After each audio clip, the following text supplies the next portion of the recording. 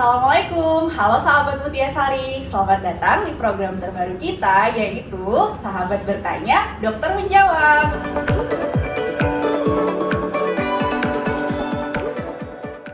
Sebelumnya, mungkin teman-teman bertanya siapa sih yang ada di video ini? Kenalin, nama saya Dr. Syifa, dan di samping saya sudah ada dokter cantik yang memakai jilbab merah. Di sini ada Dr. Fitri Adelia SY SPDV. Halo dokter. Halo Dokter Syifa. Ya, saya agak nervous nih karena bisa berbicara langsung dan berdiskusi sama dokter yang famous antara dunia, dokter kulit ya teman-teman ya. Teman-teman mungkin yang sudah pernah ketemu dokter Fitri juga mungkin gak asing lagi ya. Dan kali ini kita akan membahas sesuatu yang sangat menarik nih dokter, bersama teman-teman semua. Mungkin pertanyaan ini pertanyaan yang sering ditanyakan juga, baik itu mungkin teman-teman yang konsultasi ke dokter ataupun teman-teman di rumah yang lagi nonton video ini. Jadi di video kali ini kita akan membahas bersama Dokter Fitri tentang kesehatan daerah kewanitaan nih dok. Mungkin itu juga pertanyaan yang sering diajukan teman-teman atau pasien yang datang menemui dokter, dan mungkin itu juga menjadi pertanyaan banyak teman-teman yang nonton video ini. Nah, langsung saja ya dok ya, kita membahas tentang mitos dan fakta nih dok. Nah dok, ini fakta atau mitos sih dok sebenarnya membersihkan daerah kewanitaan itu harus menggunakan tisu khusus, itu bagaimana ya dok? Oke, terima kasih Dokter Syifa atas pertanyaannya. Nah, pertanyaan ini paling sering ditanyakan terutama para perempuan ya. Kenapa sih dok kalau kita buang air kecil kita harus pakai tisu dan sebagainya? Ini benar atau tidak gitu ya? Nah, kalau sebelum kita membahas tentang tisu dan penggunaan handuk dan sebagainya, cara yang paling penting adalah perawatan sehari-hari saat kita buang air kecil itu seharusnya apa sih yang harus dilakukan? Nah, yang pertama, tahap pertama memang sebelum kita menggunakan atau membilas daerah kewanitaan kita, sebaiknya kita memang harus mencuci tangan. Nah, ini kebiasaan ibu-ibu nih ya, atau sahabat-sahabat Mutia Sari. Habis masak langsung tuh buang air kecil, langsung tuh cebok pakai tangan yang sebelumnya tidak dibilas dulu dengan menggunakan sabun dan air mengalir. Nah, sebelum kita menggunakan atau mencebok, sebaiknya kita memang mencuci tangan dulu pakai sabun. Nah, cara menyiramnya juga perlu Dokter Syifa. Ada cara khusus ya dok? Gimana nih? Nah kan kita kalau buang air kecil suka tuh cebok tuh biar dari depan dari belakang gitu ya. Nah, yang benarnya itu memang harus air mengalir dari depan ke arah belakang. Nah, jangan dibilas seperti kita kayak buang air besar dari belakang, tapi tetap nanti pedasan terakhirnya adalah dari depan ke belakang. Nah, air mengalir harus dari depan ke belakang. Nah, setelah kita buang air kecil, bagaimana cara membersihkan dan mengeringkannya? Ya, ini pertanyaan Dokter Syifa tadi, sahabat Mutia Sari tadi ya. Nah, kalau cara membersihkan sebaiknya menggunakan handuk. Handuk yang mana dok? Ya kan? Handuk yang disarankan adalah handuk yang menyerap. Yang baik itu biasanya handuk-handuk yang digunakan untuk bayi. Nah, handuk bayi atau lap yang digunakan untuk bayi karena daya serapnya lebih tinggi. Nah, handuk apa saja sih bebas Dokter Syifa, yang penting bisa menyerap. Nah, tidak dipakai berulang kali.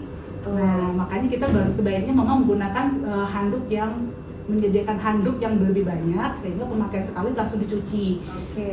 Terus apakah boleh pakai tisu? Nah, ini pertanyaan ya. Dan tisu yang seperti apa gitu dok? Tisu boleh, tisu toilet yang dianjurkan. Dimana tisu toilet itu biasanya dia lebih tebal, daya serapnya lebih tinggi. Nah, apakah boleh pakai facial tissue, tisu yang untuk di wajah? Itu tidak disarankan. Tidak disarankan. Karena jika kita gunakan biasanya suka ada yang lengket ya. Saat kita nempel tuh biasanya masih ada nempel tuh di bagian kulit kita, dan itu menjadi sumber kuman. Nah jelas ya teman-teman ya. Jadi untuk teman-teman di rumah nih harus diperhatikan bagaimana cara membersihkan daerah kewanitaan dengan benar. Karena jika caranya salah ya dok, bisa menimbulkan masalah nantinya, entah itu nanti keputihan atau organ kewanitaannya jadinya terlalu lembab dan bisa menimbulkan infeksi, misalnya infeksi jamur dan sebagainya. Gitu ya teman-teman ya. Nah, masih ada nih dok mitos dan fakta yang kedua yang sering ditanyakan oleh teman-teman. Mitos atau fakta sih dok, sebenarnya harus menggunakan cairan antiseptik untuk membersihkan daerah kewanitaan. Jadi cairan antiseptik ini banyak dijual ya Dokter Syifa. Di pasaran tuh banyak, bahkan booming ya. Misalnya kalau daerah organ kewanitaan atau daerah kewanitaan itu harus dibilas dengan menggunakan antiseptik biar bersih, biar pesat dan sebagainya ya. Nah, jadi kalau kita tahu bahwa antiseptik itu digunakan saat-saat ada keluhan atau si pasien ada keluhan tertentu yang membutuhkan antiseptik atau antibakteri. Untuk penggunaan sehari-hari, memang penggunaan antiseptik tidak disarankan. Nah, kenapa? Karena kita tahu bahwa daerah kewanitaan itu dia punya pH yang asam, terus punya bakteri yang menguntungkan, yang jika kita menggunakan antiseptik yang dipakai rutin, itu akan merubah kondisi di daerah organ kewanitaan kita. Nah, ini akan menimbulkan masalah lagi. Seharusnya dia normal di sana, jadi terganggu gitu. Jadi akhirnya menimbulkan keputihan dan sebagainya. Oke, jadi untuk penggunaan antiseptik ini sebenarnya harus dikonsultasikan dulu atau bagaimana, Dok? Sebaiknya tidak digunakan. Kalaupun digunakan 1 kali seminggu. Oke. Nah, tapi dipakai rutin setiap hari tidak dianjurkan. Oke, cukup jelas ya teman-teman semuanya. Masih ada nih Dok pertanyaan ketiga, mitos ataukah fakta nih untuk apakah semua keputihan itu berarti menggambarkan daerah kewanitaan tidak sehat atau ada masalah? Oke. Ini sering ya Dokter Siva, jadi pasien tuh dengan remaja juga sudah datang kan, Dok, kok celana saya basah ya Dok, terus kayak ngeluarin cairan gitu. Jadi kalau kita secara normal, vagina atau daerah misfi itu dia tidak akan kering seperti yang dia menghasilkan sekret atau cairan. Nah, dikatakan kapan itu bermasalah dan perlu dikonsultasikan. Kalau yang dikatakan normal adalah dia berwarna bening, mungkin jumlahnya nggak banyak, kan tidak berbau. Nah, kadang kondisi di daerah organ kewanitaan atau daerah kewanitaan itu berubah, keputihannya menjadi warna putih, putih susu, bergumpal. Pasien sering-sering mengatakan kan, Dok, seperti kayak putih susu basi gitu, bergumpal, terus seperti abu-abu, bahkan kuning kehijauan. Nah, yang paling penting itu tersifat, kadang menimbulkan bau. Nah, baunya ini bisa asam dan sebagainya lah, bau tidak menyenangkan lah ya, menyengat dan bahkan menyengat rasanya.